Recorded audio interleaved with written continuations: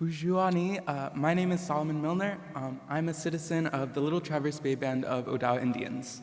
Hi everybody, my name is Jaime Fuentes. I'm Pomo from the Hopland Band of Pomo Indians, and we are on the executive board of the Native American Student Association. Thank you. Today we'll be giving a land acknowledgement as a formal statement, a public recognition of the indigenous peoples who have been dispossessed and displaced from their ancestral homelands and territories. These statements are the first step towards building a more inclusive future where we eliminate the ongoing erasure of indigenous voices, lives, and history. The University of Michigan is located on the territory of the Anishinaabeg people. The Ann Arbor campus currently resides on land ceded through the Treaty of Detroit in 1807. Additionally, in 1817, the Ojibwe, Odawa, and Potawatomi nations made the largest single land transfer to the University of Michigan, ceded through the Treaty of Fort Meigs, with the agreement that their children would be educated in perpetuity. We assert the sovereignty of tribal lands and acknowledge the painful, historical, and ongoing genocide, forced assimilation, and displacement of Native communities in the establishment of the university. We affirm contemporary and ancestral Anishinaabeg ties to this land, the profound contributions of Native American peoples to this institution, and the university's commitment to educate the children of Native ancestors. We similarly recognize, acknowledge, and affirm the historic and contemporary solidarities and intersections between Black and Indigenous peoples, both on and off campus. Acknowledging the land today is an important first step towards healing that needs to be followed by further action. We invite all of you to think how you can support the Black and Indigenous communities that surround you. Thank you. Miigwech.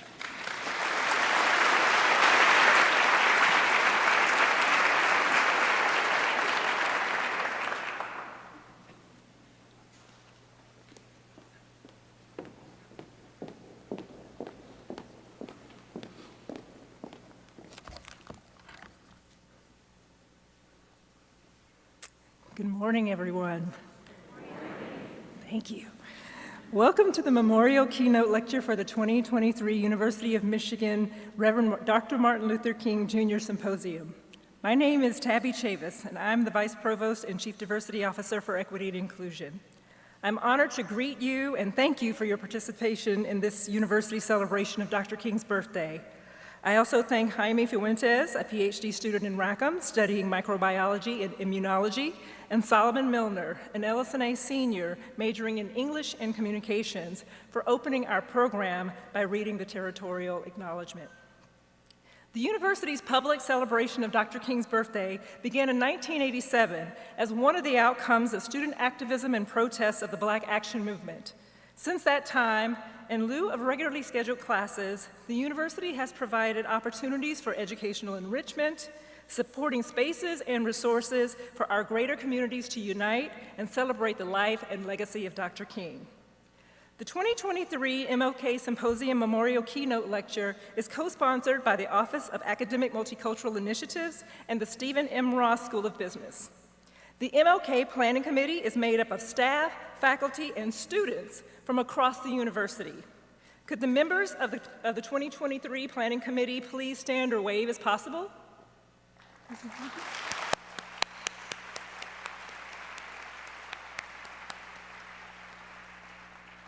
Over the next several weeks, U of M schools, colleges, units, and their students, faculty, and staff will present numerous opportunities through various formats to learn of Dr. King's significant contributions to advancing social justice. The University of Michigan's Dr. Martin Luther King Jr. Symposium is one of the most extensive recognitions and celebrations of Dr. King in higher education in the nation. So please take advantage of many of these engaging and educational opportunities and events as possible. You can find further information in your program and on the MLK Symposium website. Next, President Ono was to provide greetings, but unfortunately, due to illness, he will not be with us today. We wish him a speedy recovery. In his absence, I would like to recognize his roles in the fight for social justice as a higher education leader. From his efforts to support mental health access and eliminate cultural stigmas, to his reparative and reconciliation work with university and indigenous communities. He has been honored for his contributions, for instance, as a recipient of the Reginald Wilson Diversity Leadership Award from the American Council of Education. And as he entered U of M as its 15th president this past October, President Ono immediately affirmed his commitment to social justice and the ideals of Dr. King, as evidenced, for instance, by his support for new innovations, such as the Inclusive History Project, investing in banks that support minority-owned businesses and that support underserved communities, as well as his partnership with our Office of Diversity, Equity, and Inclusion as our campus community comes together to begin to move our DEI 1.0 strategic plan efforts into a new 2.0 phase for even greater impact. Provost Lori McCauley has graciously agreed to fill in for President Ono, and I have the honor of her introduction. Dr. Lori McCauley joined the university as an assistant professor of dentistry in 1992. I was going to go through her whole resume, but in her humility, I'm going to only highlight the fact that she has 4 degrees from The Ohio State University, which means that U of M truly is inclusive in the ways that we embrace those from all backgrounds. Dr. McCauley served as the dean of the School of Dentistry prior to her role as provost, and is currently the William K. and Mary Ann Najjar Professor of Pathology in the School of Dentistry and Professor of Pathology in the Medical School. As provost, Dr. McCauley oversees the academic and budgetary affairs of the university, working closely with our academic unit leaders and executive officers to ensure that our programs have the financial, leadership, and partnership that support and maintain excellence, encourage innovation, and enhance student success. Across all areas of this core mission, her leadership approach infuses the values of diversity, equity, and inclusion. It's been a pleasure working with her team since I took on my role in August to work together to advance these values. And now it is my pleasure to welcome Dr. Lori McCauley.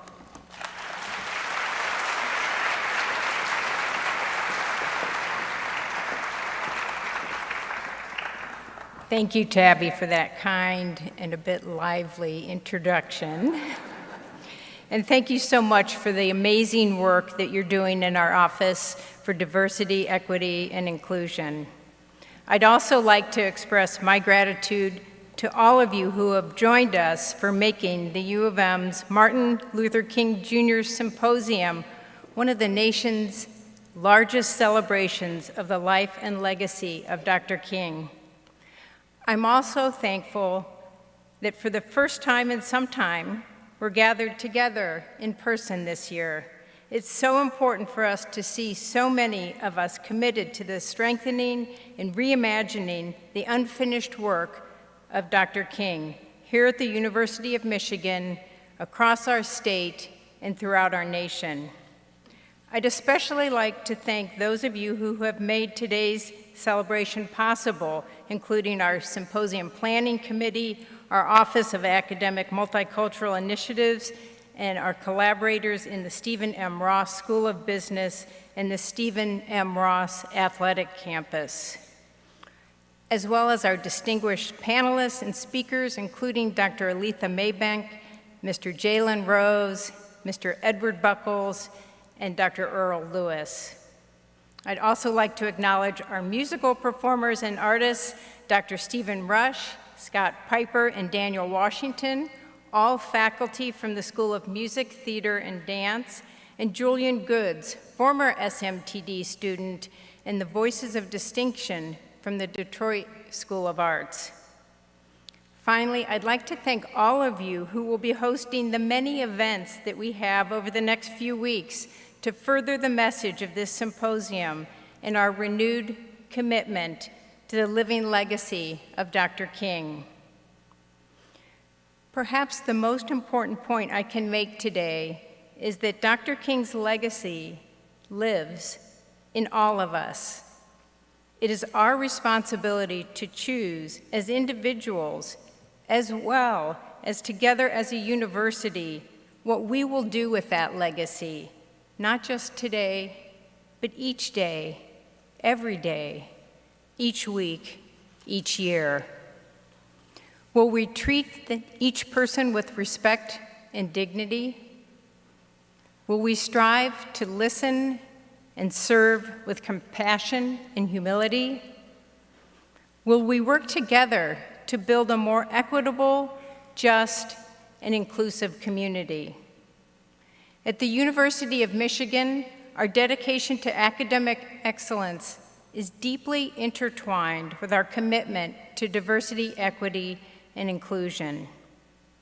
We cannot be excellent without being diverse in the broadest sense. That is why I was so pleased to see the results of our DEI 1.0 strategic plan initiative that we announced last week. The evaluation made it clear, and I must thank Tabby and her team again for the outstanding work. We've made much progress, even though there's still more to do. The report and the conversation with President Ono about it is online if you weren't able to be with us, and I encourage you to take a look. And I'd like to highlight a couple of examples from it. We've established the Wolverine Pathways to reduce the barriers to college and career opportunities to students from under-resourced communities. And just as importantly, this empowers them and their families to dream bigger dreams. Wolverine Pathways also follows the advice of Malcolm X, who famously said, "Education is the passport to the future, for tomorrow belongs to those who prepare for it today." Today, we have more than 560 active scholars in our Pathways program. Nearly 500 scholars have graduated from the program, and 81% of them have enrolled in or graduated from college, including 60 here at U of M Dearborn and 212 here in Ann Arbor. Thank you.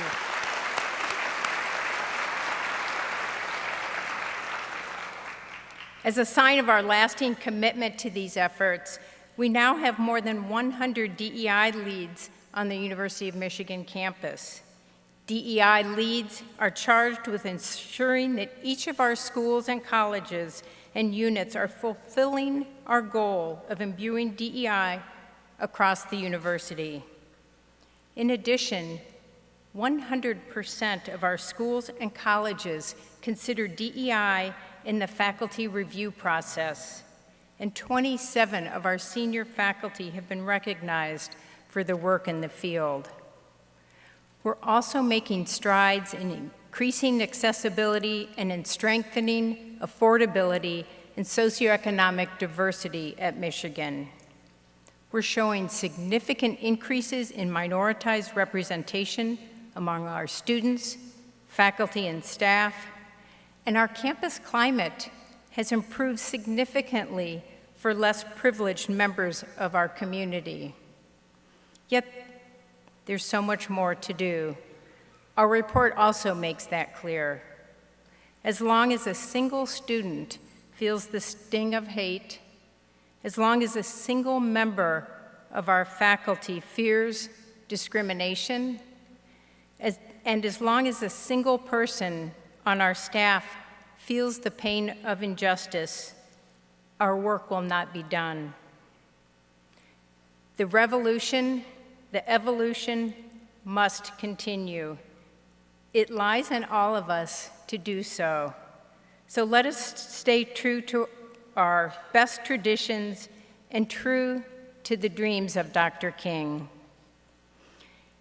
You are now about to witness the premiere of Black Pilgrims, created by Stephen Rush and portrayed eloquently by Scott Piper and Danielle Washington, 3 renowned faculty members in the School of Music, Theater, and Dance. The creator and performers of this hip-hop opera will take us on a pilgrimage with Martin and Malcolm, 2 civil rights fighters with different perspectives, and witness how their perspectives of otherness beyond the United States impacted their personal views of racism in the United States. I now present to you Stephen Rush, the creator of Black Pilgrims. Thank you again.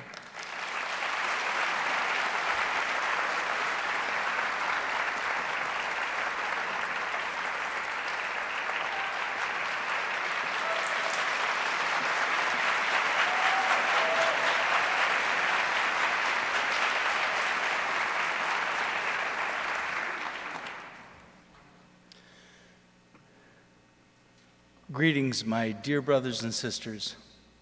I'm deeply honored to be here today and to present this thing that I created. I want to briefly introduce my contribution to today's festivities by saying that the part of Malcolm X is being sung by Daniel Washington. That's right. And the part of Reverend Dr. Martin Luther King is being sung by my colleague, Scott Piper. Yeah. These guys are monsters in their field. They're really amazing. By the way, Malcolm speaks first in this piece. This piece is a presentation of a possible conversation between Malcolm and Martin, and a guess on my own part that Malcolm and Martin would have come to terms had fate not gotten in the way. And this piece is also very personal. I've gone to India myself 15 times, and Dr. King, when in India, saw a different kind of systemic oppression, and it rung a bell for him. It seemed way too familiar. And Malcolm saw the opposite in Mecca. He saw whites and browns and blacks eating side by side in peace and under the umbrella that God loved them all. It was no longer us and them. My own experience in India, of course, is the flip-flop of Dr. King's. Up until 1947, it was a slave state. And I look like the people that held them hostage, and that's not good for me. And it's not good for them. And what I did with this piece, well, I took the words of Dr. King and Malcolm directly from YouTube interviews, not them speaking to each other, but interviews, and wrote down the words very carefully as notes, rhythms, and melodies. And what you will hear in this piece is the actual words of Martin and Malcolm exactly as they spoke to them, incantillating with the pitches and the contour, and the key, it provides keys for the string quartet and the hip-hop groove that accompanies. The hip-hop groove is not mine. Nobody wants to hear an old white guy make hip-hop beats. It's Ethan Matt. Ethan Matt is a student here. He went on back to New York, where he's from. And both of my kids had a piece in this project. My daughter, Ruth Emma, said, "Dad, make it personal." And I thought, wow, that's a big ask. But I did. And it's pretty hard for me to talk about Dr. King in India without it being a little bit personal for me, and she was right. And my son said, "Make sure you give Jalen Rose mad props for his pod." So Jalen, that's your advertisement. Thank me later. But I really do hope you enjoy this piece more than anything else, and I'm not sure whether this approach makes sense or that my opinions hold, but I do hope this piece brings voice to two beautiful human beings, both who were eliminated by society way too early in the first 10 years of my own life. And again, Malcolm speaks first. And my apologies to the signers, because I know you didn't have this. All right, thank you.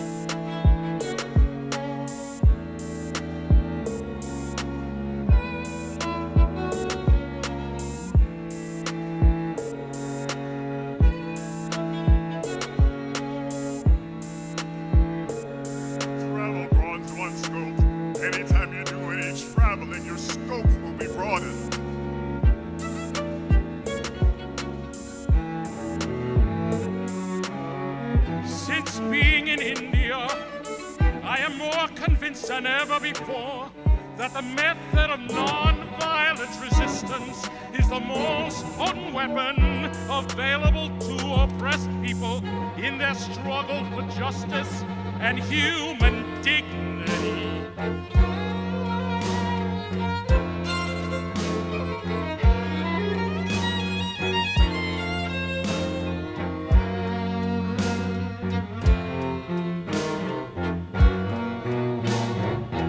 No religion will ever make me forget the conditions of our people in this country. Today, we no longer have a choice between violence and non-violence.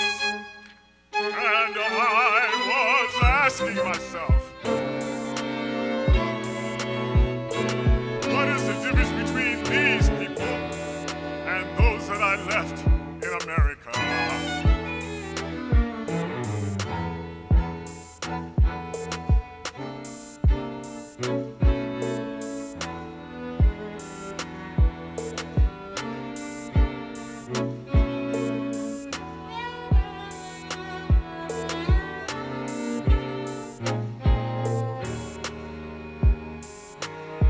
And if this age is to survive, it must follow the way of love and non-violence that is so nobly illustrated in his life. Something is different, and it was their attitude.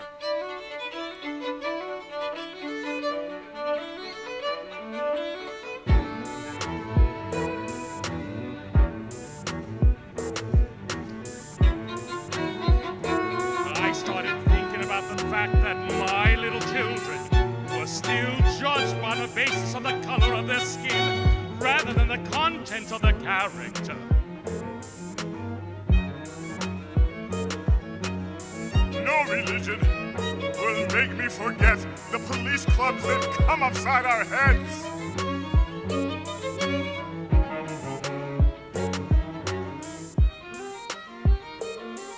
And at that point, I became deeply influenced by Gandhi, never realizing that I would be living in a situation where it would be useful and meaning.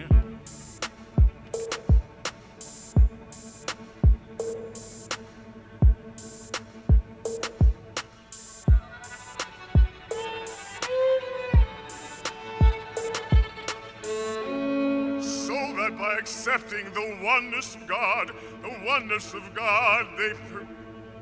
they regarded all people, all persons, part of the human family.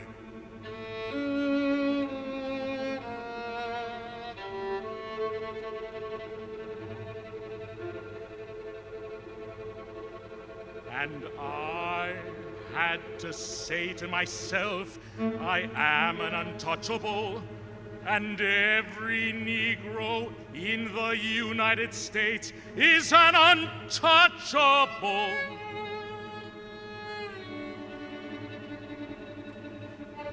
Why to them didn't mean the same thing as it means in America. They didn't judge them by the color of their skin.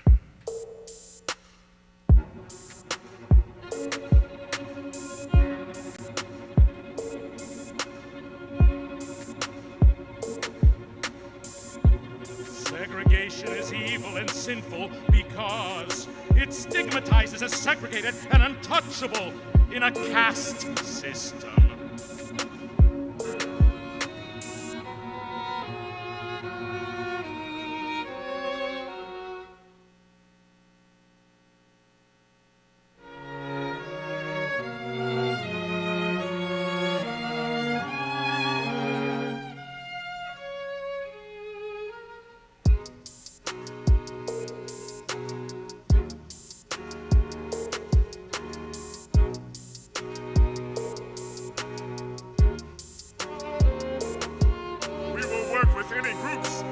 Organizations or leaders in any way, as long as it's designed to get genuine results. Organized or non nonviolent resistance is the most powerful weapon that oppressed people can use in breaking our lives from the bondage of oppression. It's the only place where I've ever seen brotherhood practiced by people of all races. Nonviolent resistance does resist, is dynamically active, and it is passive physically, but it is strongly active. Definitely I went because of my religious beliefs, and I think that I have a better understanding of my religion.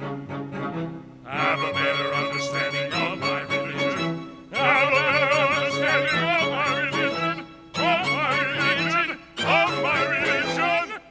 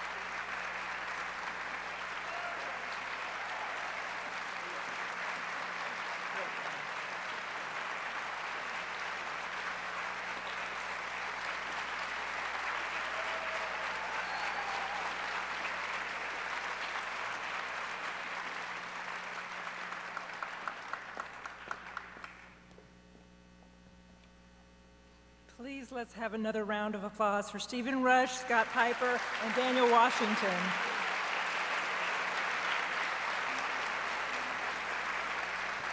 Whew. I thank our faculty for their commitment to educate the greater community through the arts and humanities, and for sharing their talents to bring greater insight into how Dr. King's travels expanded his vision, contributed to his learning, and revolutionized and evolutionized his positions on civil rights. The celebration of Reverend Dr. Martin Luther King Jr.'s birthday allows us, too, to focus on learning and expansion. Each year, an undergraduate student engages with the MLK Symposium Planning Team to enrich the exploration of Dr. King's legacy and the greater civil rights movement. I would like to introduce Sharonda Shiangong, the 2023 MLK Planning Committee student intern. Sharonda is a senior in our College of LS&A. She's majoring in international studies and minoring in music. With a passion for infectious disease epidemiology, it's a mouthful, she's interested in learning how and why different socioeconomic statuses affect the spread of diseases within communities. She's currently a diversity peer educator for Mosher Jordan Residence Hall and modeling chair for the African Students Association. Continuing her commitment to social justice, this year Sharonda is a second-year intern for the MLK Symposium. Thank you and welcome, Sharonda.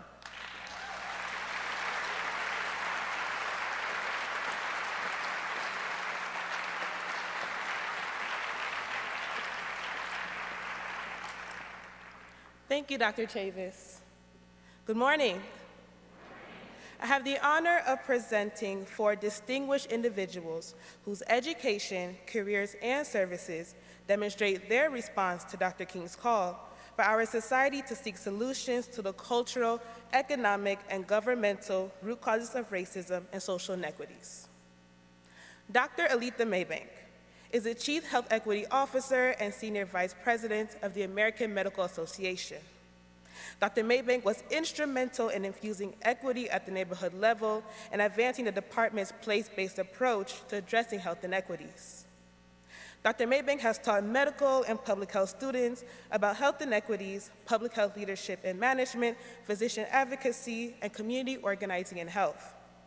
In 2012, along with a group of Black women physician leaders, Dr. Maybank co-founded We Are Doc McStuffins, a movement inspired by the Disney Junior character, Doc McStuffins, serving to shine a light on the critical importance of diversity in medicine. Mr. Edward Buckles. First-time director and Best New Documentary Director, winner of the Albert Macy's Award for the documentary Katrina Babies, heard and responded to Dr. King's call. As a groundbreaking filmmaker, director, and producer, Mr. Buckles continues to find inspiration and innovative ways to share the stories of Black communities that will otherwise be lost in the passing of time. Mr. Buckles was only 13 when Hurricane Katrina hit New Orleans. His family fled the city just in time, but the storm changed him forever. After years spent as an educator and filmmaker, Buckles decided to make a film about the children, including himself, who were affected by the storm. Katrina Babies serves as a testimony of the economic injustices in our nations. Mr. Jalen Rose, sports analyst, author, documentary producer, philanthropist, former basketball star for the University of Michigan, and former NBA player. Mr. Rose heard and responded to Dr. King's call. In 2011, he demonstrated his commitment to education and founded and established the Jalen Rose Leadership Academy, an open enrollment, tuition-free public charter high school on the northwest side of Detroit. 100% of the inaugural class of 2015 gained college, trade or technical school, or military acceptance. The Academy currently serves over 400 9th through 12th grade students. In 2016, Mr. Rose was awarded the 11th Annual National Civil Rights Museum Sports Legacy Award for his significant contributions to civil and human rights, and for laying the foundation for future leaders through his career in sports in the spirit of Dr. King. Our three speakers, Dr. Maybank, Mr. Buckles, and Mr. Rose, will speak in succession and will then assemble together in a moderated discussion. Thank you.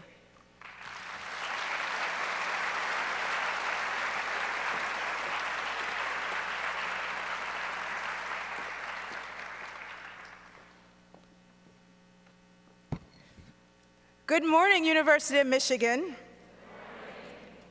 It is so awesome to be here. It's such a pleasure. This is the first thing and speaking gig I have for the new year, and it's really an honor to be in this space, to be able to talk about, speak about, celebrate, acknowledge Martin Luther King Jr. for his efforts and for his leadership, especially in the space of health. I want to first thank Sharonda for the wonderful introduction, the team at the Office of Academic Multicultural Affairs for the invitation. It is an honor again to be part of this symposium, and I'm really thankful for University of Michigan for your commitment in this space and honoring his legacy. Congrats to you all for being here for the first time in several years. I'm very familiar, if folks don't know, I don't know if that was announced, but I'm a pediatrician, I'm a preventive medicine doctor. My life has been pretty busy for the last couple of years dealing with COVID. And I know all of us have dealt with COVID in many different ways, so really congratulations to be able to come back in space and be in proximity with one another. We understand proximity, I think now, is a privilege as well as a blessing. And also just wanted to acknowledge, I have lots of friends who have come to this and gone to this university, so shout out, go blue. It is not what I typically say when I'm around them, but I'm gonna say go blue. And also want to acknowledge, I've done some work with the Detroit Public Health Department and just for their leadership, and Michigan Public Health Department too, during this particular time. And it's an honor to share the space with Ed Buckles, Dr. Lewis, and Jalen Rose for this. So we had a wonderful land acknowledgement already, so I'm not going to go too much in depth, but I think from a health perspective and a context of the work that we do, and justice work, it's always critical that we are centering, honoring the voices who have been marginalized and have been colonized for centuries and still are to this day. And so we want to make sure we acknowledge those indigenous peoples and the lands that were stolen, as well as their resilience, as well as the extraction of brilliance and energy and life for forced labor upon people of African descent for over 400 years. And we carry the ancestors in us, and we are continually called to do better in this work. So often, it's not mentioned really about the work and the leadership that Dr. Martin Luther King has done as it relates to health and his advocacy in health, but I will say that his organizing really created some of the most significant contributions and impacts, not only to the healthcare system experience, but really just overall health in this country, and not just for Black people, but for all people in this country. So this cup here is one that, and we all have our mug, you know, that we drink out of every single day, and this is mine. This is what it says, that all policy is health policy. And I think this is the one thing that really sums up his leadership, in that he clearly and brilliantly understood and advocated for, strategically organized around, that health policy and that all policy is health policy. And he didn't have much data back then. We have a lot of data to really show us now of the impacts of housing, good housing, quality housing, our jobs, our income, the wealth that we have, where we live, our neighborhoods and transportation completely impact the health that we are able to obtain as individuals and communities. And he also understood that these conditions were created through and by structures and laws and policies.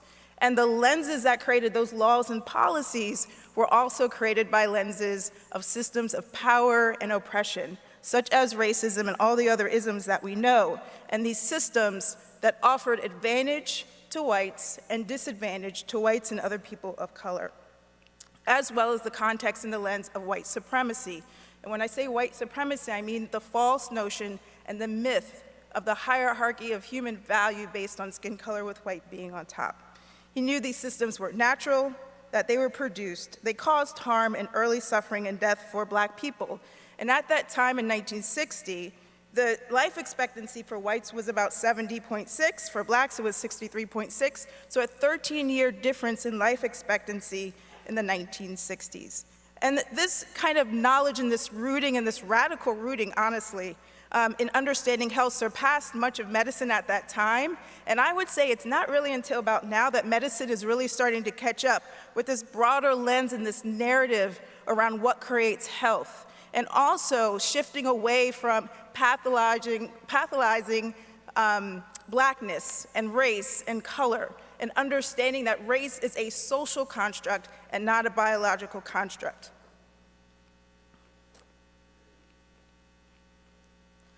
This is one of his early writings where it really demonstrated his positioning around health and his advocacy in health. This was published in The Nation. John F. Kennedy just became president at the time, and he had a few recommendations for him, a couple pages long actually, and you can find it in the archives of this article. And really in this article, he was elevating that the federal government had put forward legislation, had passed legislation. Funds were going to states for construction of hospitals. And these hospitals and the funding was also providing programs around mental health and child care services. But what was really clear, and what he was very frustrated about, was that in the South, even though those funds should really go to all hospitals, they were not. And there was a separate but equal, probably unequal, and a flat-out denying of care for Black people. He felt the president should do much, much more and actually stop grants from going to these places in the states that were not ensuring desegregated health care and were stopping to deny the care of Black patients. So in addition to the gap that I just mentioned in terms of that was called the Hill-Burton Act, he also noticed that Black physicians at the time were often excluded from gaining privileges to work in white hospitals. And this resulted in a separate system, Black hospitals, Black med schools, all of that at the time. And this was in large part because of the American Medical Association, which was founded in 1847, the association that I work for in the organization now. And it was considered really, and still is, the most powerful politically and financial healthcare organization representing physicians. And so what happened at that time is that in order to get hospital privileges, you actually had to be a member of AMA. But AMA had exclusion policies, or actually didn't prevent associations or local affiliates from excluding Black physicians. So if Black physicians couldn't get membership into the AMA, they couldn't get hospital privileges into white hospitals, which meant they could work at Black hospitals, but it means that they had limited access to be able to provide care for patients, but also to be able to train. And that was a big problem and concerned him greatly. And so ending the discrimination of denying access for patients and also what was for physicians was a core thrust to King's political strategy. And so the picture on the left, after lots of years of advocating and advocacy, is the signing of the Civil Rights Act of 1964. And the key part of that legislation was Title VI of 1964. And this was the part of the provision that said, no person in the United States shall, on the ground of race, color, or national origin, be excluded from participation, be denied the benefits, or be subjected to discrimination under any program or activity receiving federal financial assistance. And so, when we look at this, and now looking kind of on the right, I think it's important to note that King wasn't alone in his advocacy, but he definitely was working in partnership with the National Medical Association that was created because Black physicians were excluded from the AMA. So that was the Association of Black Physicians. And then also there were lots of other physicians that were advocating during that time to help support civil rights. AMA, the American Medical Association, was very much outside of the loop, and actually looking back at AMA records, you really almost can't find any mention of civil rights at all in their work. It's either ignored, and actually they try to obstruct the progress of civil rights during that time. And so the Medical Committee for Human Rights organized in the summer of and fall of 1964, after the civil rights legislation was passed, because they also felt that even with that legislation passed, the South still was not complying with these laws. And so they began to picket at AMA, feeling that they were not doing enough. They did it in 1963, 1965, 66, and 68. The other critical thing that was happening at that time is that President Johnson, wanted to enact a health program that all of us have heard of called Medicare for seniors. And the AMA resisted over and over again for a national health insurance program, thinking and saying that it was socialism. Thankfully, the National Medical Association and the leadership specifically of Dr. Montague Cobb, who was part of the leadership also in NAACP, along with Lyndon Johnson and King, strategically were able to, on January 30th, 1965, sign into law the Social Security Act, which created Medicaid and Medicare. And this brought federal funding into every single hospital medical institution in the country. And that, along with the Civil Rights Act, ensured equal access to every single health and medical institution. This was the moment in which hospitals across the country were desegregated in this country. And I think, yes. And that's Dr. Cobb there in the picture. And I think the other really interesting note is that AMA was not invited to the signing. Only Dr. Cobb was, as is understood. And so, even in the passing now, we now have Title VI, we have Medicare and Medicaid, the Social Security Act is now passed, but the South still is resisting some. And so King, again, with partnership with the Medical Civil Rights Committee on Human Rights, did some organizing again. And so in Chicago, so this quote that is like used over and over again, and sometimes it's in many different types of ways and variations. I think this is the one that's closest to what was most original, but this was the moment that he actually gave the speech in this conversation. It's not even a recorded speech. It was a newspaper article that really quoted him, in which we're able to find this quote. But he felt the government, again, wasn't doing enough, and that AMA was not taking the needed steps that needed to be taken. And so it was during this press conference in 1966 that this was here. But I think, again, the key takeaway really at this moment is that for everyone who's over 65, no matter your identity, your background in this audience, your family member or friend, you have health care via Medicare due to the advocacy of Dr. King, the National Medical Association, Black physicians, and the Medical Committee for Human Rights. And the film on the left, yes, that's right. And the film on the left, if you ever get a chance to check it out, tells a beautiful story of the whole time, and it's narrated by Danny Glover. Okay, so AMA, then folks, typically question, why am I at the AMA with this racist history in their practices and their policies? And so I'd be remiss not to talk about that. Just, a little bit about me in terms of, I'm a daughter of an Antiguan, an immigrant family. I grew up in Harrisburg, Pennsylvania. I like water and dancing. And I've been saying these things for a particular reason because I think understanding my humanity allows you to better understand my why and why I'm here and doing this work. I have lots of expertise in terms of organizational change work and management and disrupting dominant narratives that tend to be very harmful to our community. And I operate out of a sense of love for myself, my family, my community, and my ancestors. And I fully believe in inside-outside strategies, covert and overt strategies in order to create change for social justice. So I've been an inside kind of strategist within institutions. And I was an NMA member well before I was an AMA member before I started this job. And so I came to the AMA knowing that they had a structural commitment. It was in their policy for the Center for Health Equity.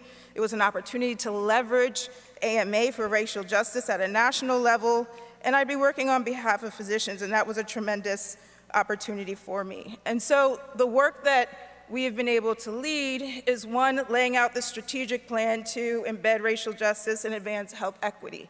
And you can imagine how long and hard it took to get that particular title, let alone be able to issue this 80-page document, which is very long for a strategic plan, but we needed to provide some education in it. But the core part of the work that I do and the belief is that we as institutions can't change people unless we start to focus on ourselves. We get our own houses in order first, or alongside the work that we're doing external to the institution. So that's a core part of the work that I'm doing. Another part that I think is absolutely essential is that I don't think any institution can really have commitments to anti-racism without doing an honest assessment of their own institution's practices. You've already heard the harms, and some of the harms actually from AMA, and they're here on this sheet. One of the ones that I didn't elevate is number 4. AMA actually commissioned a report in the early 1900s. The result of that report actually closed 5 of the 7 med schools, black med schools, let me be clear, at that time, which can imagine has a tremendous impact on the amount of black physicians within this country. And we list a lot of the harms within the document.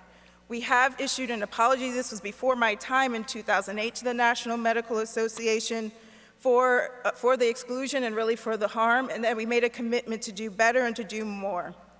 Within my time, the CEO of AMA, my boss, read an article that he hadn't read before, and when he realized that the father of AMA had such a direct connection to the exclusion of black physicians, there was a whole kind of exhibit on one of the floors. He removed his bust and the whole exhibit and moved it to the archives, and they also stripped awards in AMA of his name as well. That's huge for an institution of which is founded to even do that or to consider that, but it's possible.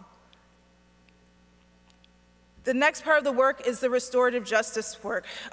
Thanks to our young physicians and really to Gen Zers and millennials, y'all are awesome, y'all are courageous. And I would imagine of his time, that was the same thing. They were in their 20s and 30s, they were young, y'all got the energy, y'all have the courage in ways that the older generations don't.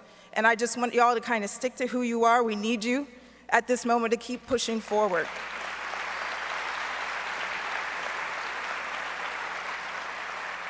But thankful to our med student sections and our young physician sections that these policies were passed. It really was quite shocking to many people that we passed these policies at the AMA, but they moved forward with them, thankfully. Also, a policy on officially and formally recognizing the harm of the Flexner report that I just told you about, acknowledging that voting is a social determinant of health.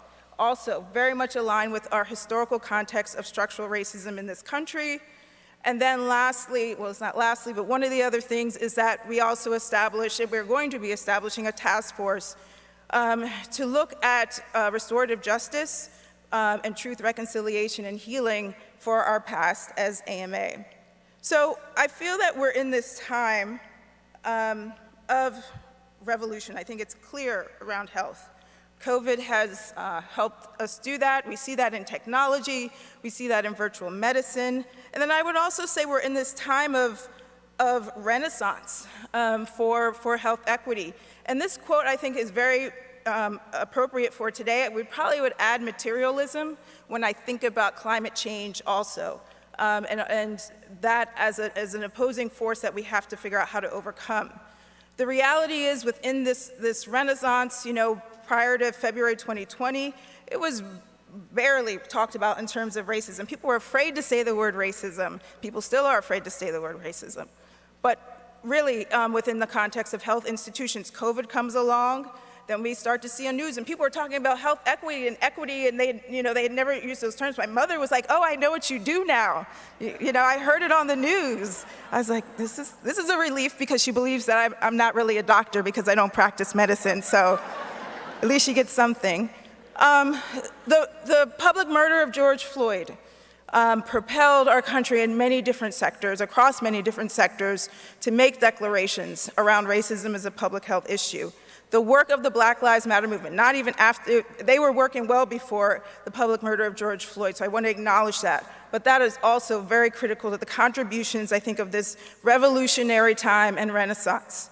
The pledges that I said were already made, lots of doctors from the health space now, where we were taught in my generation, you can't be political, doctors aren't to be political, you're not to protest, and now we see more advocacy amongst physicians and healthcare workers overall, more so than ever.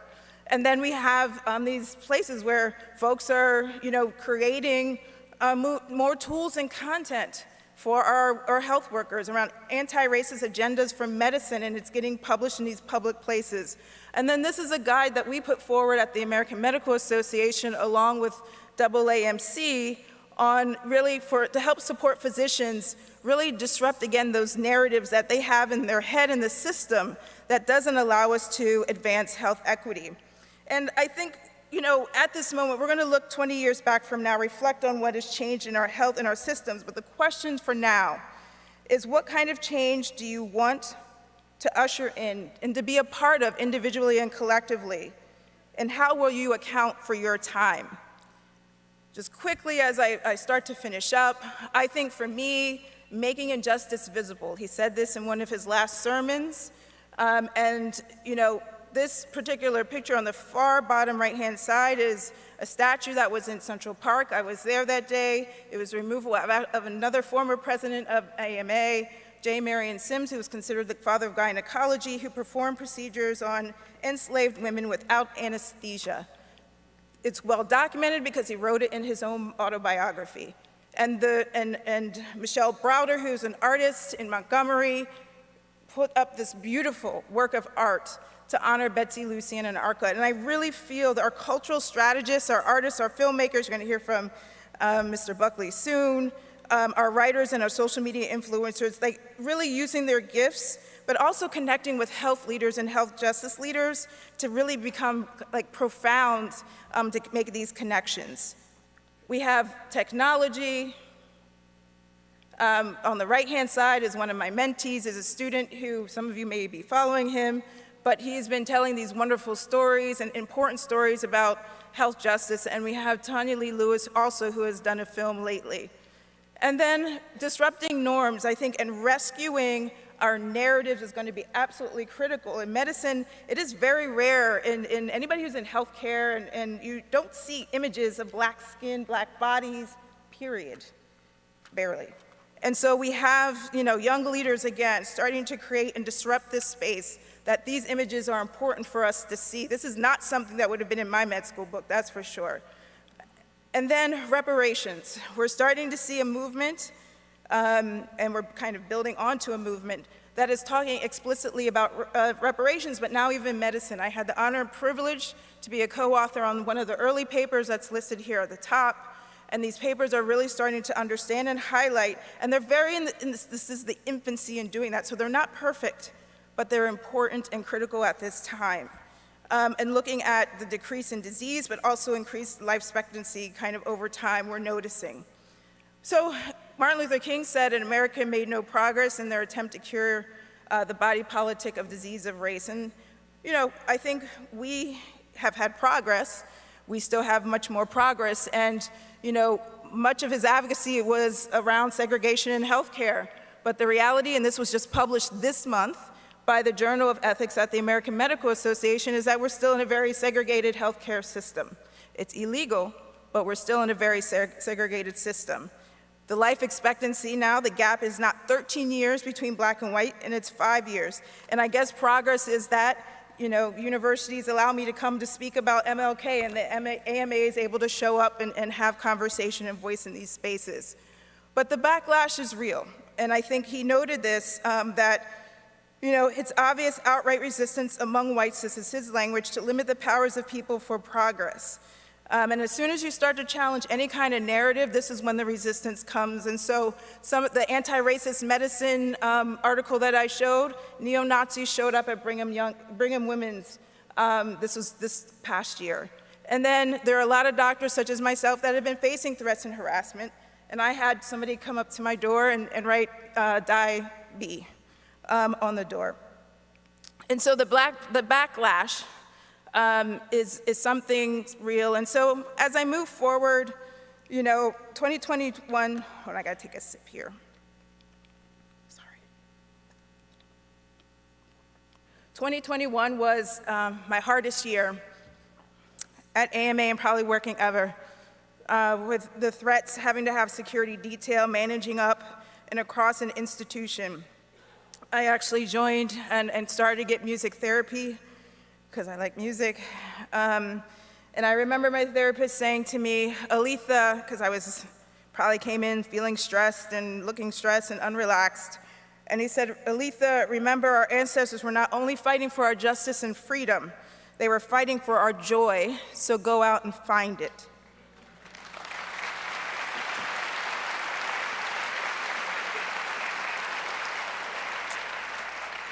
I think this is a critical part of the revolution at this time, and our resistance at this time, as well as the Renaissance.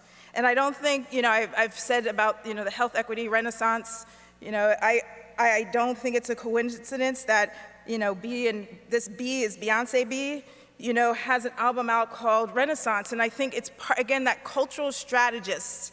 And I think it's brilliant because it's about joy, it's about showing up as self, it's about dance. And I think this ability to be in alignment with culture in that way, be able to show up as you are, whomever you are, is critical for us, especially as black and brown people. And then this year, my shift has really been, and I think our ancestors were not only fighting for our joy and our justice, but they were fighting for our rest. They wanted rest. All of us want rest. And this is where I do think there is some difference in King's. Now, he probably wanted rest. And I get the idea because it's been like my thinking for the last years, probably in all that I've done this work over the 15 years. These windows of opportunity are not always open. So you feel like you have to just rush through as fast as you can to get done what you can. But it's exhausting, and many of you know this. And so rest as a form of resistance is named that because it pushes back against the grind and the exploitation of capitalism and white supremacy, again, the false notion of a hierarchy of human value based on skin color. So we're all yearning for rest, collective rest. We deserve rest. We have a right to rest. And this is my commitment to my team for this year in 2023. We're creating individual and collective rest plans. So I just want to end in saying happy birthday to Dr. Martin Luther King, and I wish you all love, joy, and rest as we continue to move through his legacy and fight for freedom. So thank you for your ears, your hearts, your minds. I appreciate you. Thank you.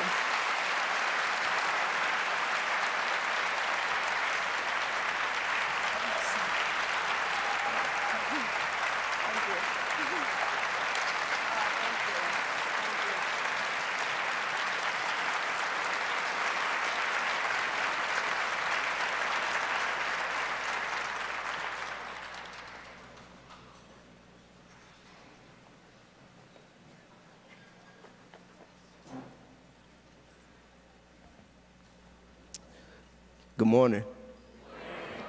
Y'all look good. Wow. I am honored to be here in the footsteps of Dr. King on this beautiful campus. So thank you for having me.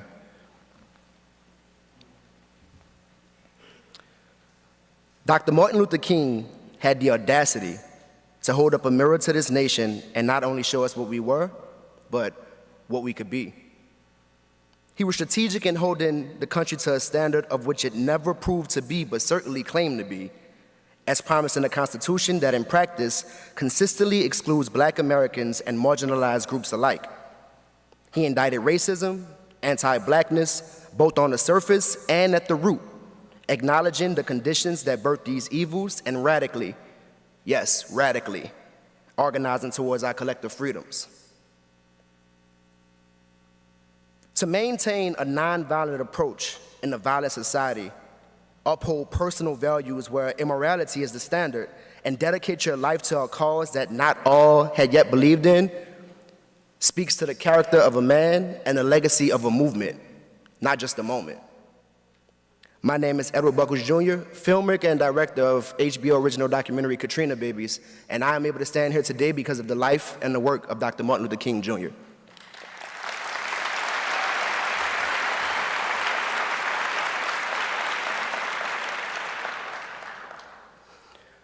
Growing up in New Orleans and learning about Dr. King in school, what I always remembered was the emphasis on his tactic of nonviolence and Dr. King as the most visible symbol of Black history.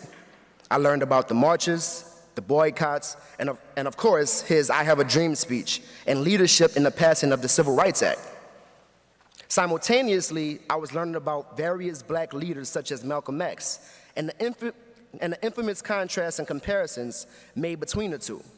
To some, Martin spoke to respectability and peace, while Malcolm spoke to the impatience and militance of younger Black generations. In media portrayals and even in my school teachings, Martin was misrepresented as passive and the one that we should be more like, who was nicer to white people, whereas Malcolm X was deemed as problematic and violent.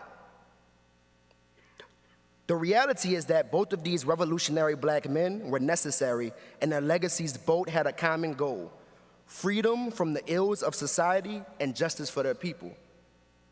It's important to correct and reclaim King's true legacy from the recollection of his dream to the realization of his nightmare. In 1967, Dr. King expressed, "I must confess that the dream that I had that day in many points has turned into a nightmare." He emphasized the need to confront the root cause of hate, evil, and racism, and how in order to do so, it will cost the nation something that many will be resistant to. It was the cost of freedom.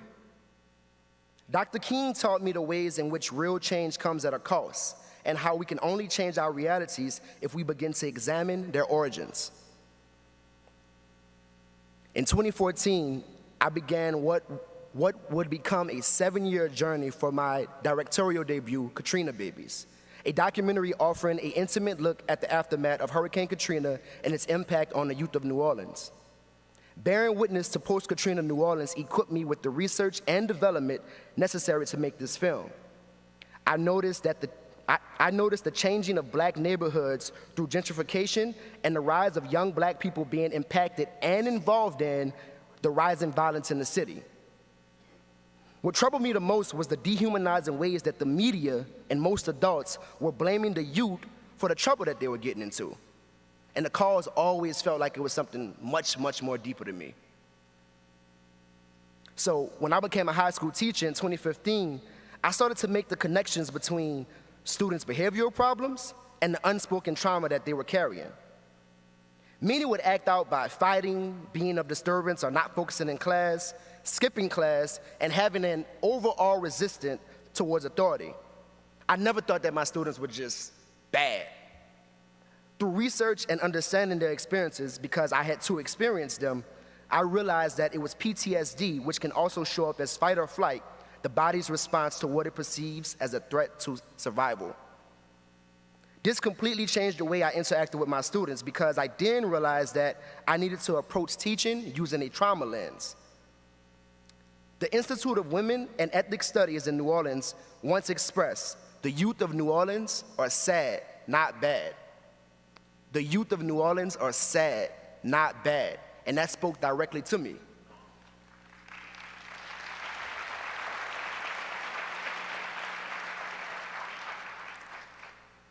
This forced me to also look at my own age group and really unpack the ways that unaddressed trauma was showing up in our lives. In addition to the traumas we've carried by just being black in New Orleans and black in America, our collective trauma was Hurricane Katrina.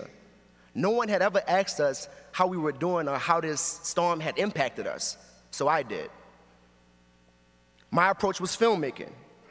I used my camera as a tool and a weapon to elevate the long-form, forgotten voices of the storm through the best way I knew how, my art. Now, I know that last line sounded real sophisticated, but let's have a moment of transparency. Let's have a moment of transparency. I had no clue what I was doing. You know, I was a first-year film student, and, but I didn't know anything about making a feature-length film, but I knew that I had to get this story told. This process has been one of the most challenging in my life, having to unpack emotions I didn't know I had, digging through archival footage that showed my entire community underwater and fighting for their lives, home videos of family dynamics that are no longer, and navigating research of this disaster and nearly 100 interviews detailing various traumas. It eventually forced me to look inward into my own life and unearth the Katrina story I didn't even realize I had. As a 13-year-old, I assumed Hurricane Katrina to be just like any other hurricane. You see, we're used to storms where I'm from. For most of my lifetime, we didn't even have to take them seriously. A hurricane in the Gulf basically just meant you stay home from school or that your neighborhood was having a hurricane party. I'm from New Orleans, so that meant music, food, the whole nine. I thought in 2005 that it was just bad luck that must have landed us New Orleans folks stuck in our attics and on our roofs for days, dead in the street and displaced from our homes. It wasn't until long days went by in a shelter hours away that we began to wonder what was next for us and our family who had stayed behind. The news was showing my city in a way that I had never seen before. Those who were pleading for help from their roofs, bodies both dead and alive left in the hot streets under inhumane circumstances, and the stereotype of who was considered a looter when they was just looking for food, all happened to be black people. As I looked around the shelter, it was all black people around me, sitting on the hard floors trying to pick up the pieces of their lives that was just washed away. If I hadn't known what racism looked like before, I definitely knew then. Now, I've heard people deny this by saying, so what are you saying, a hurricane was racist? Why you gotta bring color into this? Well, the reality is that hurricanes and other disasters only exacerbate the inequalities that already exist. As Dr. King once said, we must see now that the evils of racism, economic exploitation, and militarism are all tied together. And you can't get rid of one without getting rid of the other. Like black and marginalized communities across the country, Black New Orleans has been disproportionately impacted by poverty, unlivable wages, trauma, environmental racism, lack of access to quality service and healthy foods. Should I go on? Race and equality long determined who was even able to evacuate during Hurricane Katrina. If you were part of a percentage that lived below the poverty line, being able to evacuate was based on whether or not you even had transportation, could fill up your gas tank, book somewhere to lay your head for an extended period of time, stock up on food, or even have enough money to do any of the above when you live in paycheck to paycheck. Race and inequality determine who had guns drawn on them by armed guards or who was gunned down seeking for help.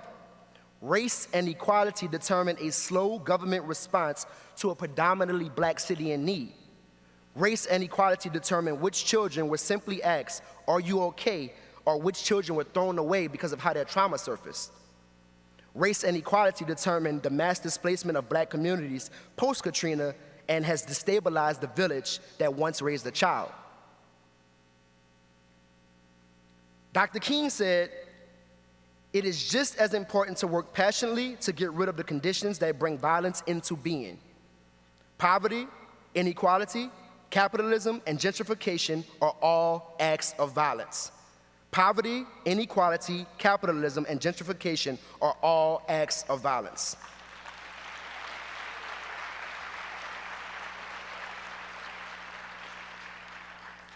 They lead directly to the violence that we see on the ground. In the spirit of Dr. King's philosophy, Katrina Baby shines a light on the conditions that causes violence to be, because as he demonstrated throughout his work, in order to see a change in our communities, we must first eliminate the systemic hate, evil, and violence that breeds it. Thinking back to the great leaders that came before me reinforced the reason why this story was worth telling to begin with. Where would we be had Dr. King not taken the responsibilities he did under the immense pressure he was facing and the danger that he was facing? So in the way that he had the audacity to hold up a camera, So in the way that he had the audacity to hold up a mirror to this country, I can only hope that in holding up a camera to my city, that I can too stand here in the legacy of the man, the king, who showed us who we are and all of the possibilities of who we could be.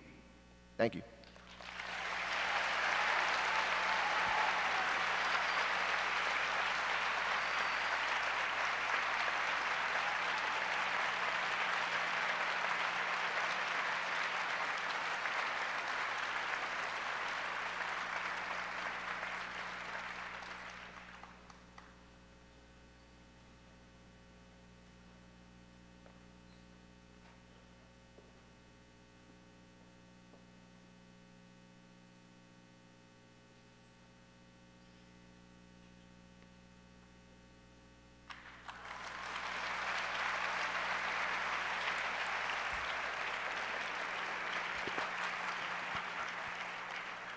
Please give it up again for that young brother. He was dynamic.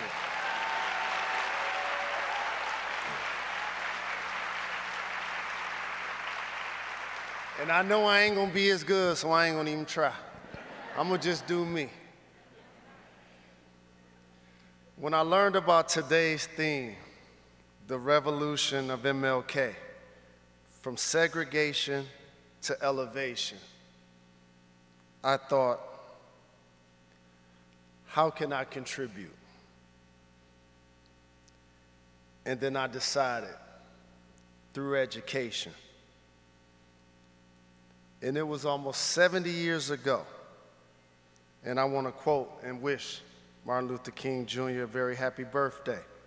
As he once said, "It was not fortuitous that education became embroiled in this conflict. Education is one of the vital tools the Negro needs in order to advance.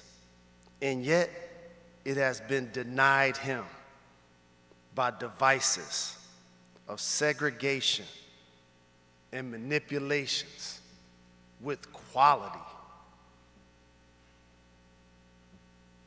So what does that mean to you?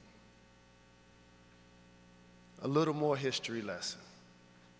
In 1954, Brown versus Board of Education, the United States Supreme Court overturned the 1896 Plessy versus Ferguson decision. The legal concept of separate but equal in public schools. This was a revolutionary, leading to the integration of our nation's public schools, providing a major catalyst for the civil rights movement, making possible advances in housing, public accommodations, and institutions of higher education. And by the way, these areas, though predominantly halted or reversed it by elected administrators, to this day have not been designated equal. Justice is an essential element of equality, and the struggle for justice, it continues. To this day, all students do not have access to a quality education, despite major strides towards educational equity. Our country still faces an opportunity gap. And education should not be defined by social economic background, abilities, or as I say, the quality of your education should not be defined by your zip code.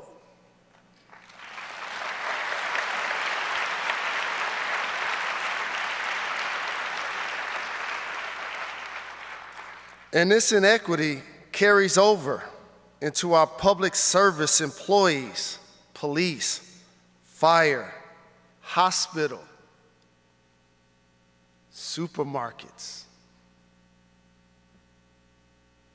That's the reason why in 2011, I started the Jalen Rose Leadership Academy.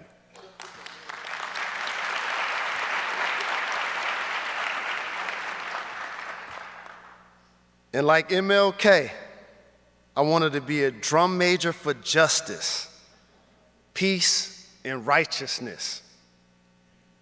And if you know me, and you really know me, I would never shut up and dribble.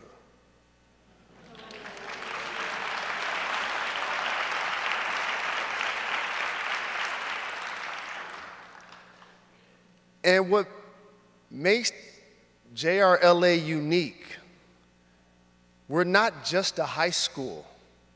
We're a 9 through 16 model. So what does that mean?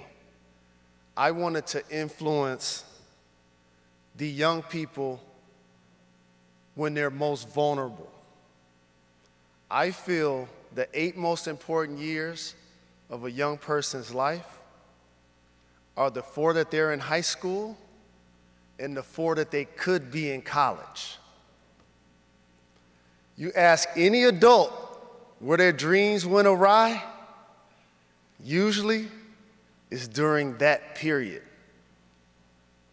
So now let's examine education in the United States of America. What high-paying job can you get with a high school diploma? Doesn't really exist anymore. So I decided I wanted to take it a step further. And a 9 through 16 model influences young people not only after they graduate from 12th grade, but while they're in secondary education.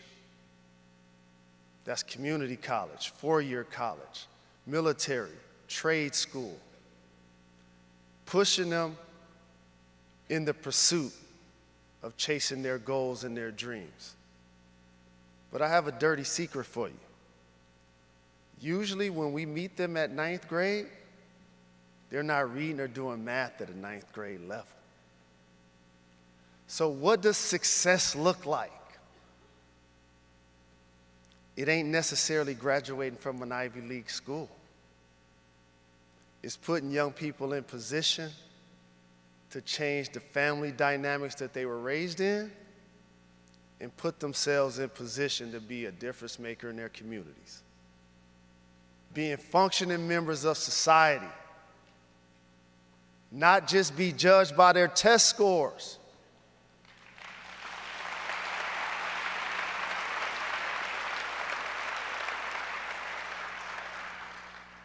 And here's a sad but truth.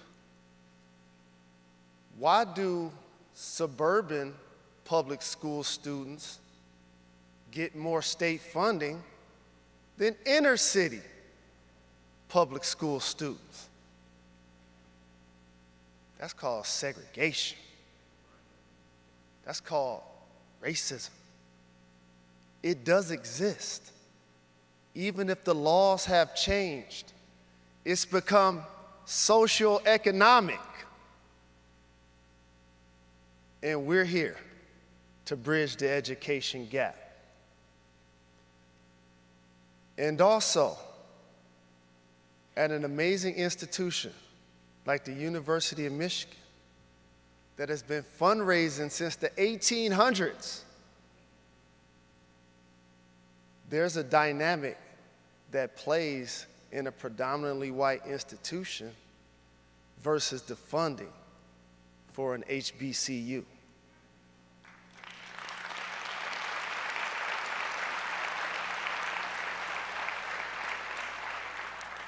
And these cold, hard facts have existed since the beginning of time. But I'm here to say the quiet thing out loud because it needs to be said on this glorious day that we celebrate the life and the legacy of Dr. Martin Luther King. And I'm proud to stand on the shoulders of giants. I was also proud to be an honor roll student in high school. I made the dean's list at Michigan.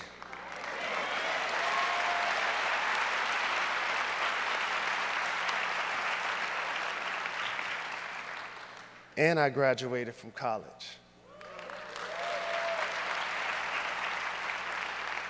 So education has always been important to me.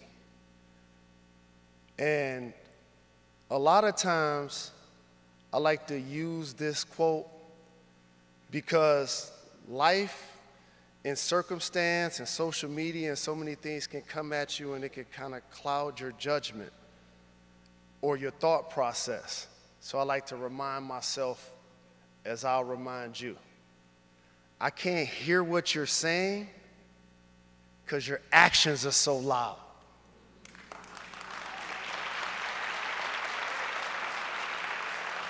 And so, as I stand before you as the founder of a tuition-free public charter high school in the zip code 48235 that I grew up in, I'll be brutally honest with you.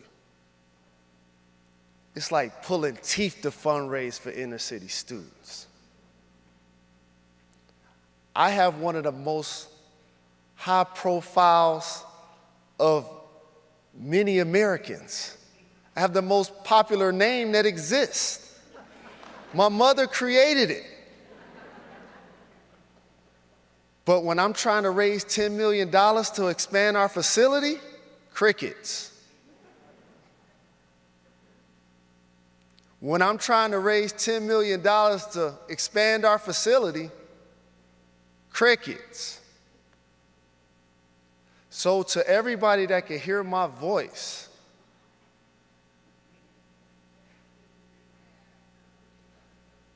I can't hear what you're saying because your action's so loud.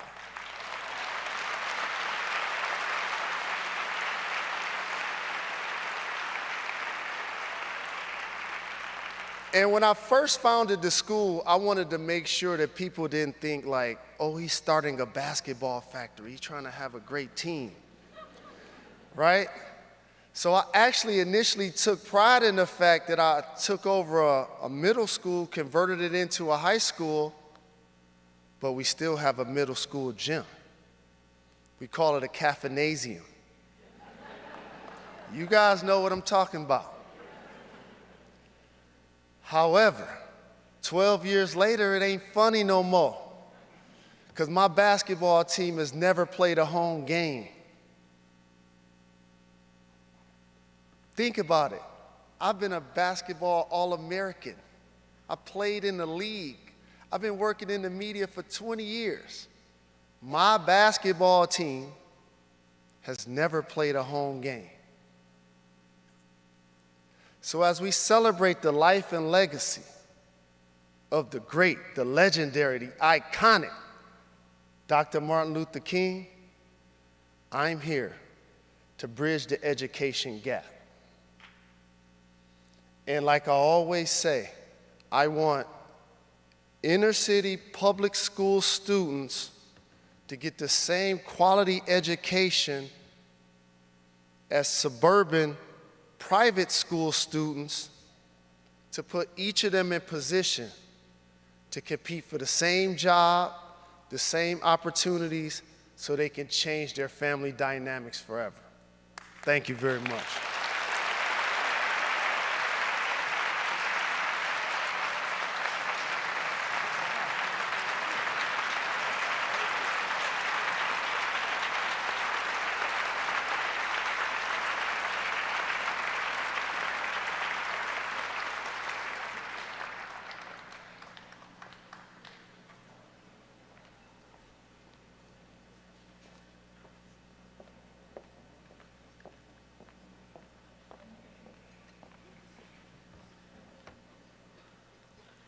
Thank you, Dr. Maybank, Mr. Buckles, and Mr. Rose, for sharing your unique efforts and commitments to elevate our marginalized and forgotten members in our society.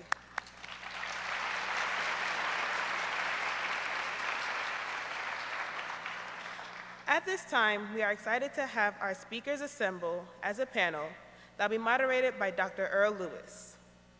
Dr. Lewis is a noted social historian, award-winning author and educational leader, and the founding director of the University of Michigan Center for Social Solutions. He's also the Thomas C. Holt Distinguished University Professor of History, Afro-American African Studies, and Public Policy. Lewis is the President Emeritus of the Andrew W. Mellon Foundation, one of the premier philanthropies supporting the arts, humanities, and higher education. At Michigan, Lewis and colleagues in the center are addressing 4 core areas of social concern: diversity and race, slavery and its aftermath, water insecurity, and the dignity of labor in an automated world. Please welcome Dr. Earl Lewis.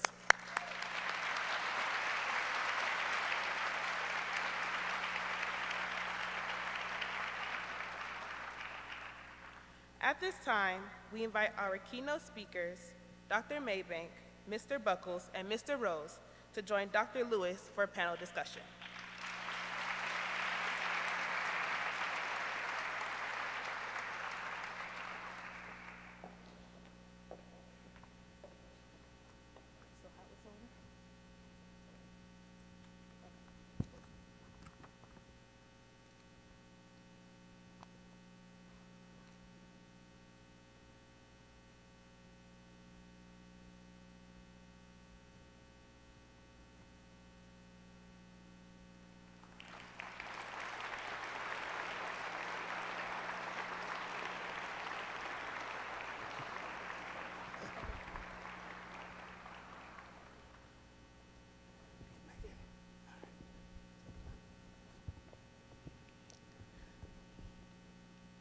Well, welcome to the 2023 MLK Day Symposium panel. You've heard from our 3 speakers, and they were terrific, yes.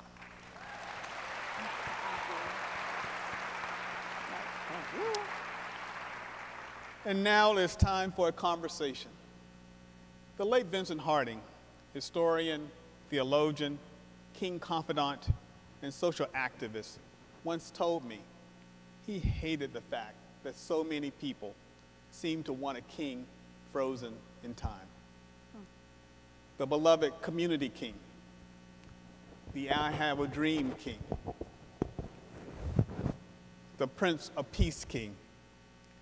He reminded me that king was a living, learning, evolving human being who preached love, yes, but who envisioned a world not yet built, who bristled at injustice, craved for an end to militarism, understood the power of education, yearned for better health outcomes for all, and knew the haunting elements of poverty. The king Harding favored was a strategist, a truth teller, and one not afraid of making others uncomfortable. We want to raise up that king on this day.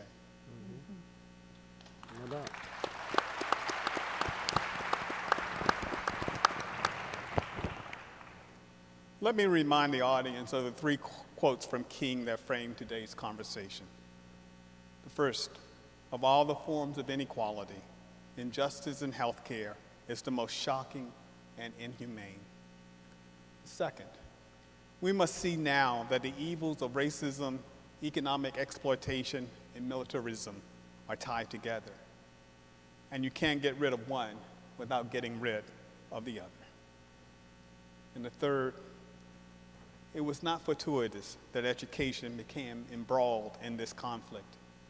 Education is one of the vital tools the Negro needs in order to advance. And yet, it has been denied him by devices of segregation and manipulations with quality. Turning to today's panelists, it's so nice to be with you. I want to start with a general question or two, and then really shift and ask you individual questions to ask. So let's start. Many come to the work they do because of life experiences. That was true of Dr. King, a child of the segregated South. And I'm sure that it is true for you. What 3 factors in your lives have influenced the work you have undertaken? Aletha, I think I'll start with you. Sure. Thanks, and good to be here again, and good to be in community on stage with you all. So, as I mentioned, and I grew up in Harrisburg, Pennsylvania. So I would say, I'll say it summary-wise, but Harrisburg, Pennsylvania, in the suburbs, in a predominantly white community, it's not a new story, but it is our experience, and that experience, I think, influences us. And I think King talked a lot about being maladjusted, and the importance of that in order to influence and inspire us to show up as leaders. And I think, for sure, that experience of growing up in that space absolutely did that. I experienced, because I did well in school, but I was usually the only in accelerated classes, et cetera, et cetera. And at the same time, the principal of the school and the high school did not want me to excel. And so he made it very clear. And he had my mom sign papers when I wanted to do accelerated classes, that if I failed, it wasn't the school's fault, even with showing good grades. I actually was in school suspension my last day of school of high school. I am not a bad student. You know, I wasn't, however you want to term it, that's not the right way to say it. But I wasn't a student that, was going to get anything. I got detention for chewing gum. I said chew gum now. You know, that's the amount I got it for. But I got it because we had our first multicultural day. They asked if I'd be in charge of the African American table. I was excited because the school had never done anything like that. There was a paper on a table that I put, of course, that says racism still exists. I asked our secretary to copy it. She copied it, put it back on the table. I got called into the class the next day. And I went to school with skinheads. KKK skinheads live all in the community that I grew up in. And so I was called to the office, and the skinheads said to the principal, if they're not allowed to pass out their materials, why am I allowed to pass out ours? And so he felt the equitable thing to do was to give me in-school suspension. It was the last 3 days of high school. And so I still have the essay that I wrote.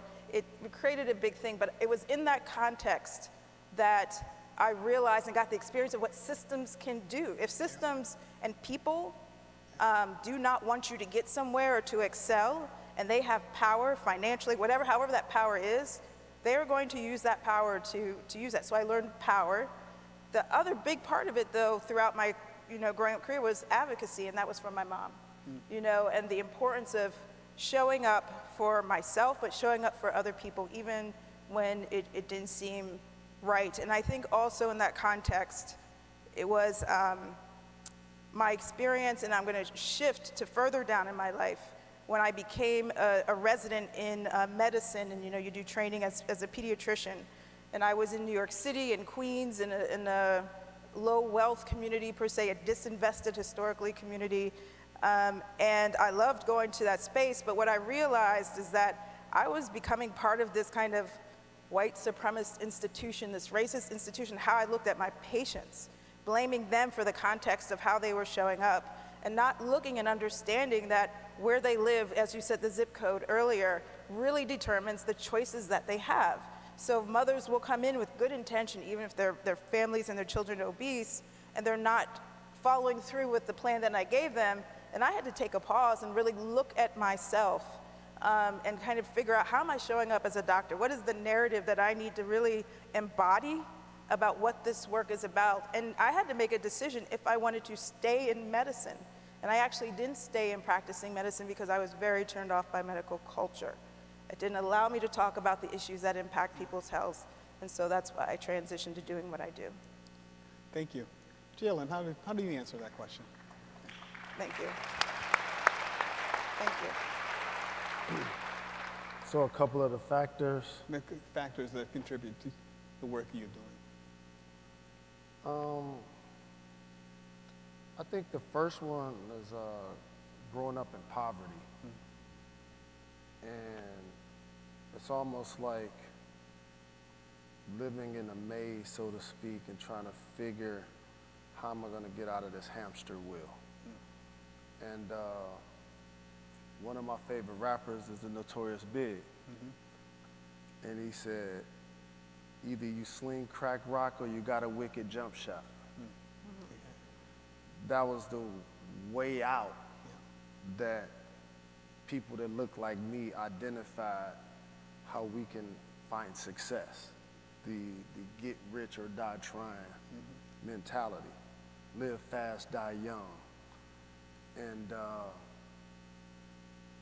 I had a wicked jump shot, but I was like, it's gonna take a little bit more. And the one thing I enjoy about being an athlete that I think a lot of people underestimate is that we're also required to be students. Exactly. I think people underestimate that about an athlete. And so that means class is a requirement whether you want to do it or not. Yep. Or you can't play. Even if I don't want to go to school, can't play basketball if I'm not eligible.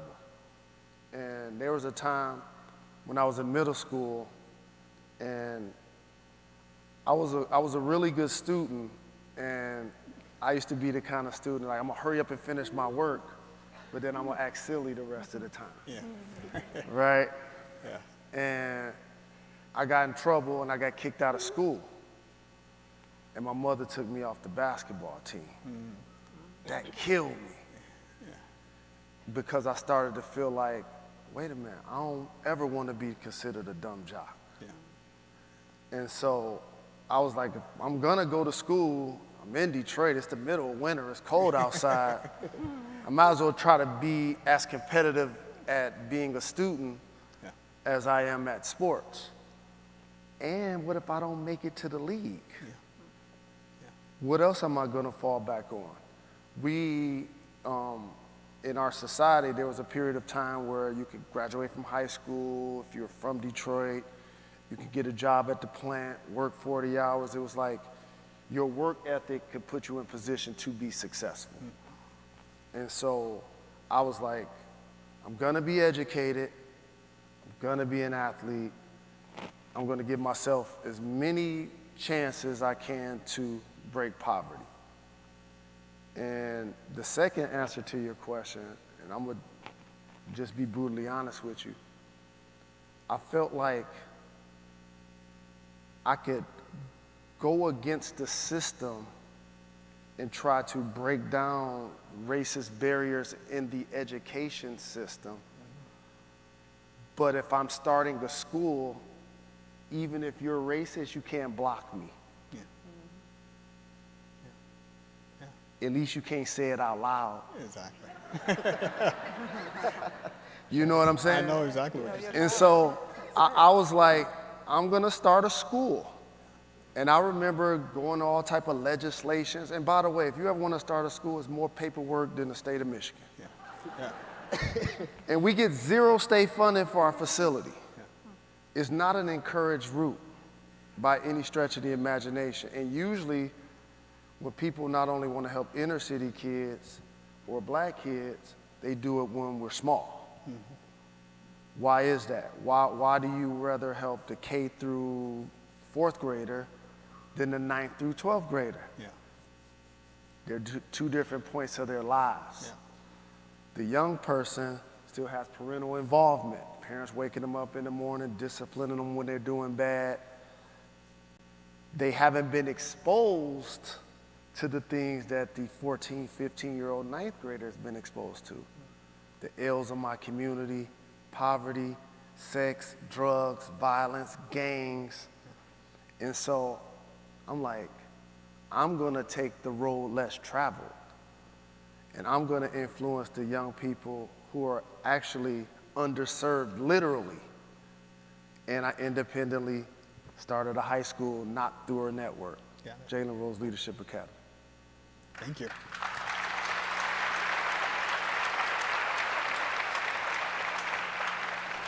Edward, I'd love to hear how you answered that question. Yeah, you know, I think that I would answer that question by first saying, I'm from New Orleans, I'm from the South, and, we often get misrepresented, So just to add context, everything that I know, everything that that everybody loves about me in the film industry, in the education world, is because of the hood that I grew up in. I learned everything in the neighborhood that I grew up in.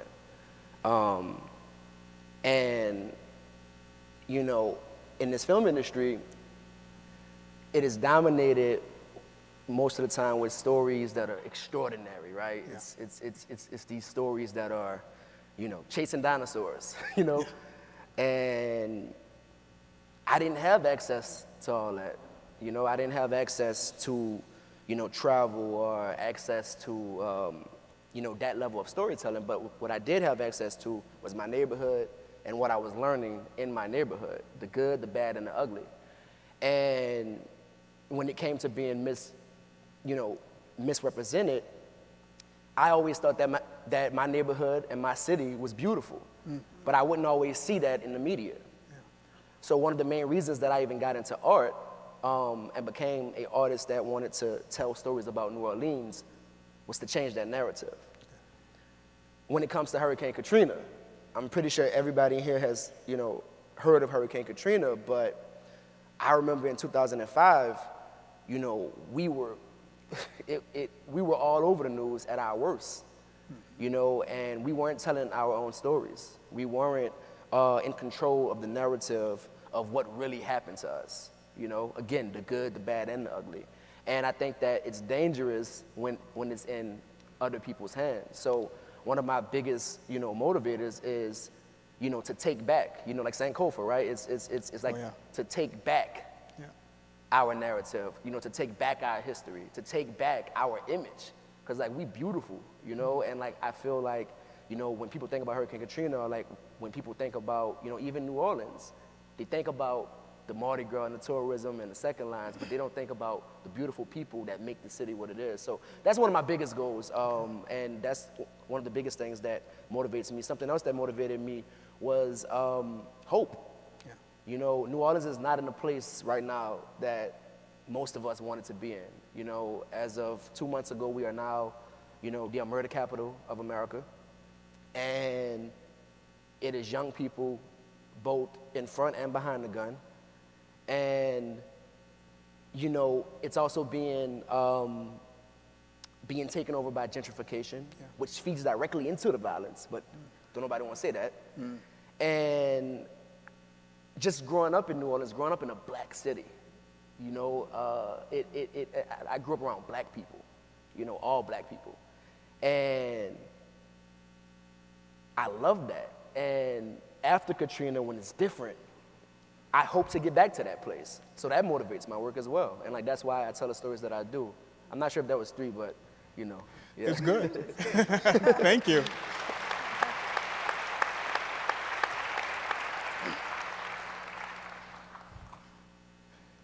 King was working and preaching and writing in the 1950s and the 1960s. As you think back on that 5, 6 decades that have passed, what's the biggest difference in your view between the world in his times and the world in our times? Jillian, let's start with you. I think during his time, segregation and racism was in your face.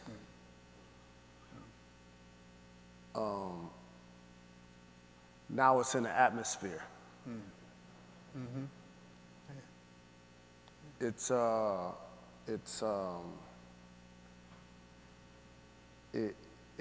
definitely, one of my favorite Dr. King quotes is, faith is taking the first step without seeing the entire staircase. And just watching his speeches growing up and learning his speeches, and his motto was turn the other cheek. And for so very long, and I think you alluded to this so very eloquently about how King and Malcolm were viewed so very different because their approaches were different. Still black men, but his was eye for an eye. His was turn the other cheek. And so now, as we decades later look back at both of their works and how things are different, I think now we have more allies. And that's very important, because when we're talking about being segregated and discriminated against and the ills that are in our communities, it's important to have people that don't look like us to trumpet that if they feel the same way. And that, to me, is what began to change the movement. And that's what makes the progress that has been made so very incredible. But clearly, we still have a long way to go. Yeah, no doubt. Letha, you want to chime in? Yes, I was present and listening, and my mind went to two different things based on those comments. So from the health perspective, I'll just say that because that's what I was talking about. Clearly, we are living longer. We have access to resources that we didn't have. We have access to technology that we didn't have. I'm not saying it's optimal or it's perfect, but we do have that, and we do have better opportunities, resources, and power to do this, to be healthy. However, we still are living in the context of challenge around all of that. I think, this question I'm finding is a little difficult to answer, because I really valued preparing for this today. I read a lot of his speeches towards the end of his life. Mm-hmm. And his speeches were not different than Malcolm X, they weren't. Yeah. He was very direct. He called out white people over and over again for their complacency, for their promises that, that they didn't meet, for not showing up, for being silent. And I work in an institution, I'm around a lot of whiteness, and I think now being in the institution that I'm in, and I'm going to be as direct as possible, these folks aren't trying to fully change all the time. And I don't think that's any different than before. Mm-hmm. And the ability to lead through that kind of power, that kind of comfort, that silence,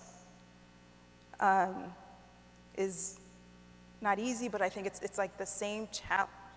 And I feel, and I'm shifting a little bit, that our opportunity of what was the same then, of what is the same now, is the ability to be collective and operate in radical solidarity. It is fantastic that I'm sure we all work collaboratively in many different ways, and I think it's great that as individuals, and this was the whole drum major effect that he talked about, right? As individuals, great on one end, but also at the other end, wanting to shine and get the recognition. But how do we kind of steer back from that?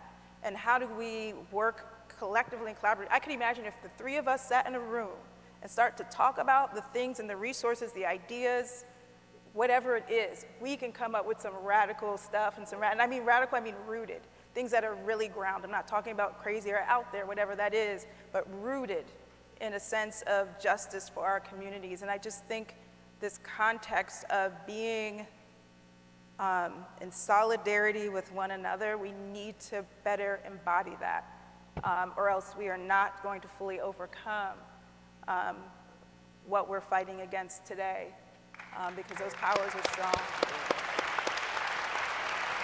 Thank you. I'm going to change gears here a bit and follow up. But I'm going to come to you, Edward, but I want to follow up on something actually in Letha's presentation when she used the word reparations.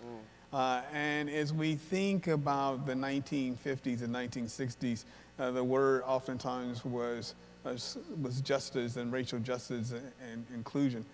But in the ways where several of you spoke, we're also now talking about reparations and trying to figure out how do we have reparative justice in a world where some people are complacent. Edward, reparations is oftentimes sort of framed in terms of monetary support. what other kinds of ways should we be thinking about reparations? Yeah, I really love the effect that you made that stand out, that it's not just monetary. Because I think that sometimes we can get a bit intimidated, and as you and I were talking about, they get scared of that, the money side of it. But as I was doing research when I was studying your questions, it's like it's not just money. It's access. It's symbolism. It's assets.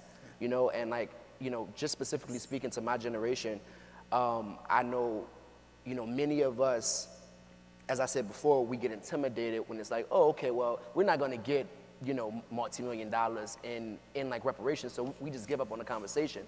But something that's happening in New Orleans right now is that we're going after the more tangible things at the moment. We're getting street names changed. We're getting, Confederate monuments taken down, and I think that that's a start.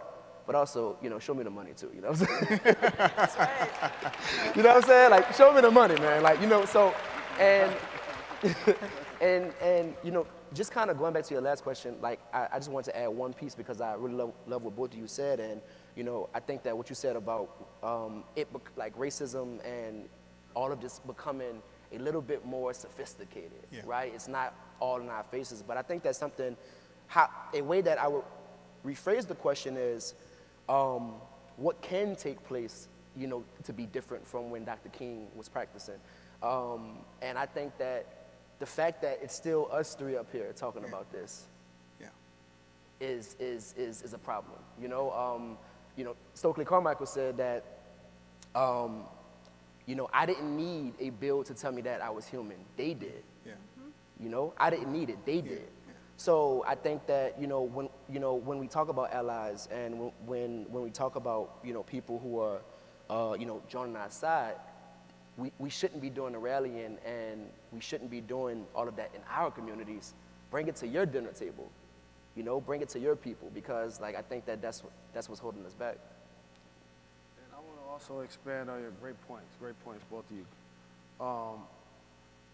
I left out the most important difference for me between when Dr. King was marching versus now. The revolution is televised now. That's the difference. Social media is the difference. You ready for this one? Blended families being accepted is the difference. It's hard to dislike black people when your kids in the basement listening to their music. Or loving them as athletes, or as entertainers, or dating them, or marrying them. And so now you're the 60, 70-year-old person that lived in a different time warp. And your son or daughter come into the room, they dating somebody that don't look like you. And you gotta be different now.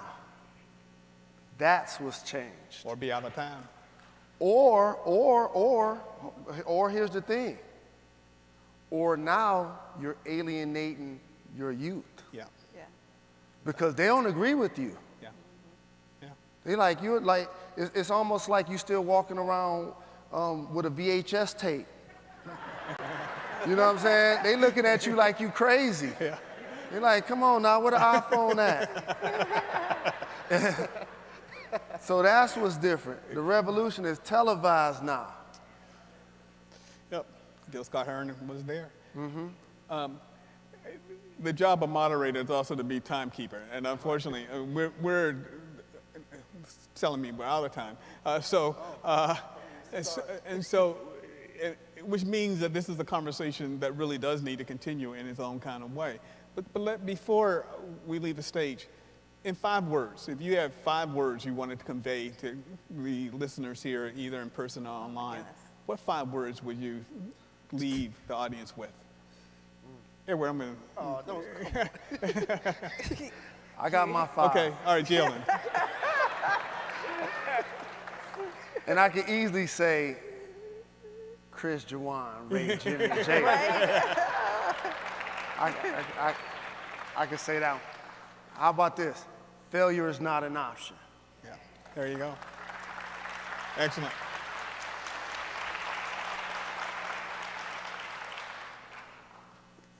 Me? It looks like you passed it on, okay. Sheesh.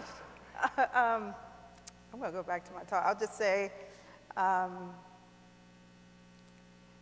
give yourself grace Wonderful. and joy. Thank you. Okay, Edward. Mine would be choose your weapon of choice. All right. Because my weapon was the camera. Yep. I want to thank you. What are your 5? Yeah.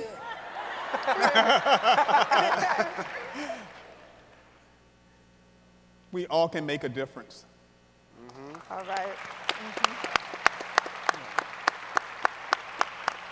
I want to thank the panelists for their remarks, for their insights, for their contributions. This is a conversation that doesn't just happen on this day. This is a conversation, I think, that should and needs to continue throughout the year. I also want to thank you, those of you here in Hill and online. And finally, I want to say, find a way to become a drum major for lasting reparative justice in your communities, in your lives. Go forth and joyfully engage in a little good trouble. Thank you.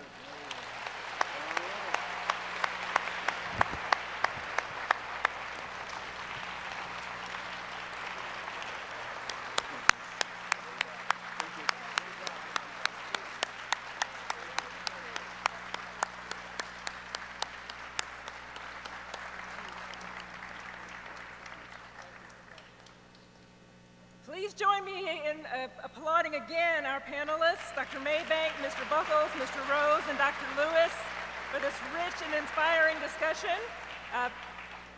I get the honor and privilege of closing us out with another treat for those of you who can not transition immediately. I hope you've been as inspired and recharged and energized as I have by that conversation. My brain is like a buzz, and as they noted, this conversation and the actions around it need to continue. Please take part in as many MLK Symposium events today and in the coming weeks as possible. Again, you can find more information in the program as well as on our website. Our closing performance, which is a treat in addition to the treats that you've already experienced. This performance reminds us that we're still in the battle for social justice, as witnessed by the ongoing struggles we face in our society that were so eloquently engaged and described by our panelists. It also reminds us that Dr. King's legacy still calls for all of us to continue to fight and to not lose hope. And with that, please welcome to the stage the voices of distinction from the Detroit School of the Arts.